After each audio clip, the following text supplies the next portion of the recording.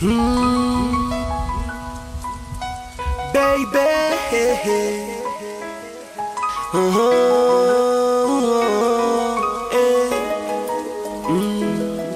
azafady aminao my baby,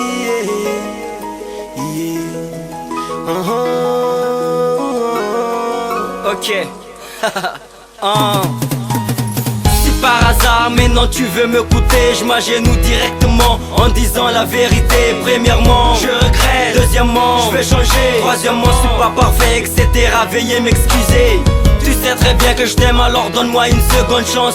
Oublions tout chérie et pense plus à tes souffrances. Je te fais de mal, oui tout ça je me souviens. Mais je demandais pardon, alors donne-moi tes mains. Sy mety marigny raha nataoko igny fa tsy kiniako. Ifonako aminao satria sy faniniako.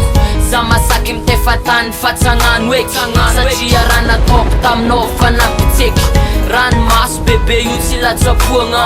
Raha vitantsika jiaby igny mbola tsaroagna. Zafady aminao mba mimpodiana.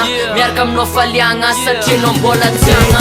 Miarako nanamisigny Minamboly tanora boko tseri kombala tanatinenako nanamisigny Mahelosako tsisanao matsmoko zatsireky Miarako nanamisigny Satria zasahiragna fiainako manky anao Je t'en prie, ne t'éloigne pas de moi.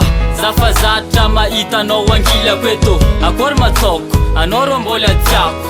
Izy koa mba mety asiava arrangement. Satria fonaka akato rô marary za mijaly. Ankilanao za mba falifaly.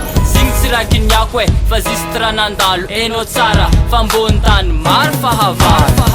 Hey my baby girl